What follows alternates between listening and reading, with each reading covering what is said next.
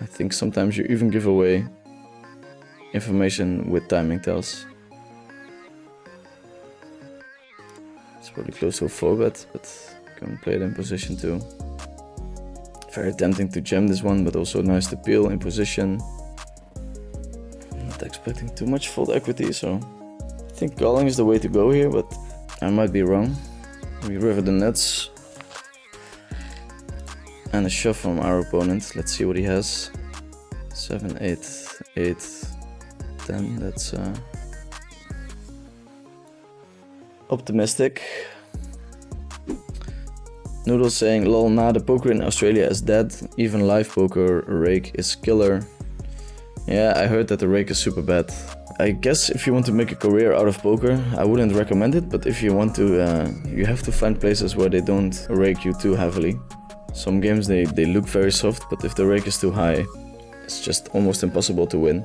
I think at the moment there's a lot of opportunities when it comes to playing poker tournaments. They seem to be raked not too heavily, and the opposition is quite soft still. Of course, you have to travel for some of them, so it can become expensive. And like most pursuits in life, the higher you start playing, the more comforting the rules are, which is kind of lopsided. But imagine whenever you're playing super high stakes poker, you travel there, so you pay your ticket, but usually the accommodation is covered, and then also the rake on the higher tournaments are lower because they're making a lot of money from them anyway. So the higher you go, actually the better the circumstances, which is a bit weird but also logical. But I will see what's going on.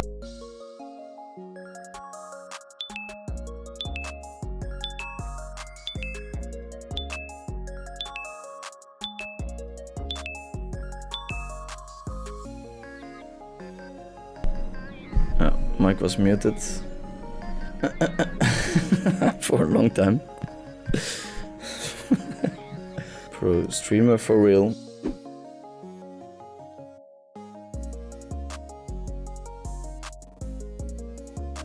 Blocking a club and a 7. Here in position we bluff very polarized, meaning we either have a very strong or very weak hand. And then of course here in position with nothing, we're going to pull the bluff. Quick call by Steve. 9 9-7. 9-7. We get the superhero call from Steve. Imagine winning there with a bluff. Oh, that's one of the best calls I've seen in my career.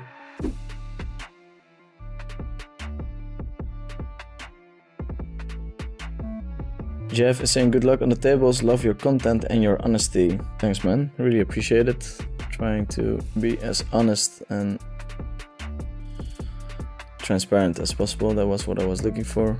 Here we're going to call big river coming. That's a deuce. So Steve is going all in, and obviously all the strong hands, all the strong 2 pairs we shove on the turn already, so we're going to have to call this hand not to be unbalanced. Does end up shoving the aces. If it's logic that I'm shoving all my 2 pairs on the turn already, then it's a good shove, but I don't think you accomplish too much by shoving the river.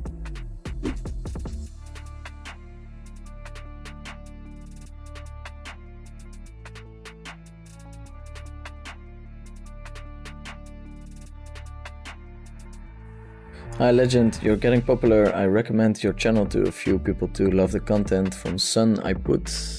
Thanks man, means a lot. These spots are weird in 5 cards.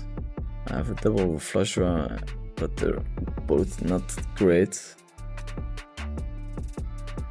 Now we have a very weird spot where he's kind of representing 6-7. Yeah, I did have 6-7. Yeah, I guess it's close to turn.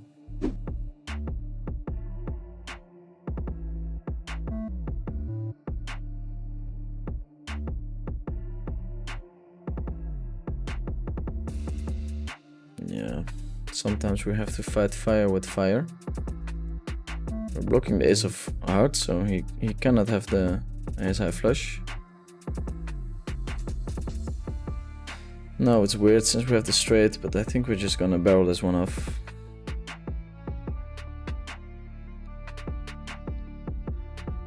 He's so creative, and when you're blocking the nuts, it's kind of tough when you start backing down even in that spot.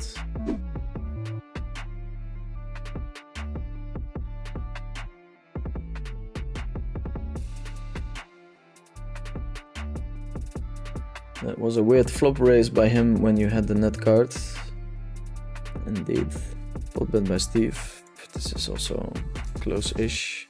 10 on the turn is super good, of course. We had 2 pair, we have a flush draw, we have a good shot. Steve Fox has shown to bet like this with an overpair, so I'm going to put the money in.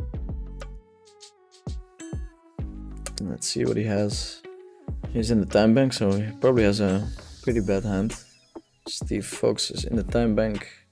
Let's see if he can stream snipe me. He's calling.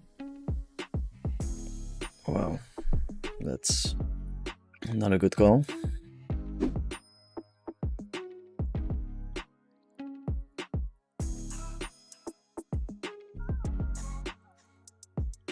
It's not really a 4-bet, but Steve mentally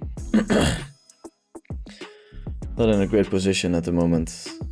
We're shoving here just because our range is very strong. Of course, this is the bottom part of our range. If he has an ace, we're complete toast. Feels like we are in bad shape here. Very good shape. Nice hand to 4-bet against as well.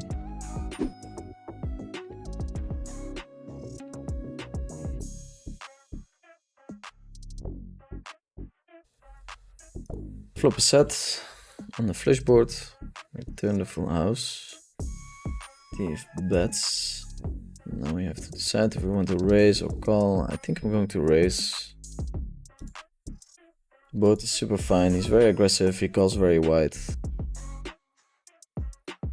If we put bet here and he goes all in, it's kind of gross, but we'll see what we do when we get there. Against a guy like Steve, if he shoves here, it's kind of tough still to fold. Seems to be creative enough to turn a 5 into a bluff. I think most of the time he'll have it here, but we're going to find out the hard way. Yes, king 8. So betting seemed to be the best line. Do you study a lot? Historically, I haven't studied that much, but since the Galfond challenge, I did study quite a bit. I think I lost out on a lot of money not being more disciplined with studying, so I would recommend everyone to not neglect the studying part of the game. I just love to play so much that I usually ended up playing quite a bit. Okay, so here we checked on the ace-8 deuce board, we check quite a bit, and then when we're checking quite a bit, we can check raise quite a bit as well. Does call 3-4 gets there. We do have some backup equity. So I think on this double flush draw board, we just continue betting. We get it in. If he shoves, you can still call hands that are quite a bit worse than my hand. This is going to be very interesting. I think I'm check calling, but holding the ace of hearts is actually not great because you want him to have that one. He does go for it. He's on the 1C that I can see, so I'll have to move the table over here. 2 hearts. King, Jack, 8. Yeah. Seems fine. 8 deuce, he probably wants to check it back on the flop, but it's okay. It's not too bad. You struggle much on low mid stakes. Why?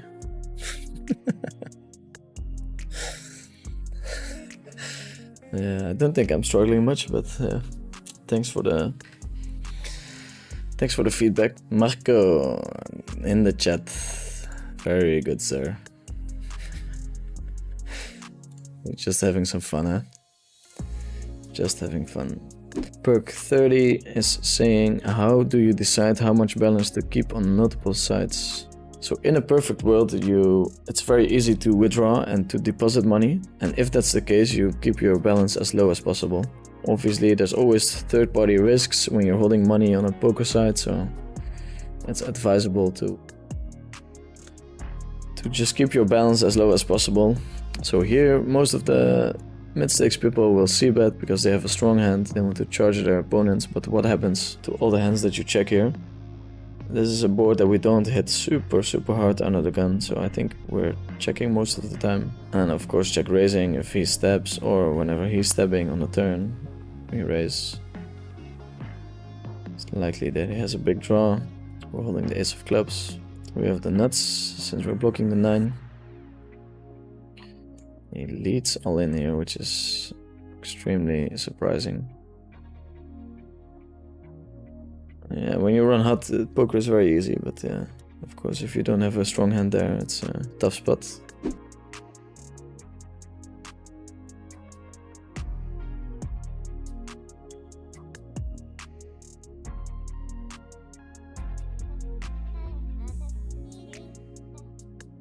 What's your favorite Drake song of all time? Wow, I've listened to a lot of Drake in my life. Probably one of the ones that he did with Rihanna. I think he did 3 in total. Oh, this is becoming a very interesting hand. Here I think flat calling is fine. If we go all in, we take away our positional advantage. And then here, of course, he often has ace-queen because he's raising on the flop. So he probably has a redraw, but we only have to be right 1 out of 6 times, so we're going to call. That's king 10. Wow, this this is some wild stuff, huh? I don't know why, but everyone is just trying to pour money in my hands. Sometimes it's easy to get caught up in the things that don't really impact the bottom line. What are maybe 2-3 things newer players can focus on to see the largest impact to their bottom lines? Yeah, focus on lines that are very common, so make sure your pre-flop is as good as it should be. Also, quantifying mistakes is very important, so whenever you make a mistake pre-flop, it can seem very bad, and then you look it up in Monker and it's only a small mistake, so being able to study pre-flop, but also to be able to see how big the mistake actually is very important. Sometimes you see somebody doing something crazy and then you look it up in Monker and it's kind of fine. So it's not only good to see the mistakes, but also how big they are. We played some Russian cash, we've played some high stakes poker on Coinpoker, which was nice. We ran incredibly hot across all the game types. So I'm going to show you a graph of what we did. Okay, starting with all in or fold. We ran, or at least it felt like, very good when it comes to flopping. So yeah, we flopped well and we ran a little bit under expectation. Then we had the rush and cash games, which we ran hot. People paid us off when we had it. Nearly 1k NEV, $600 netto, but please be reminded that the rake is not included in these graphs, so they always look a little bit better than they actually are. Yeah, still super tired from Australian Open, so happy I still managed to do a little stream. Next week I'll be back on Sunday, hopefully for 4 or 5 hours, and then later in February I'm probably gonna do the 12-hour stream on Russian Cash. Thanks everyone for tuning in, have a nice day.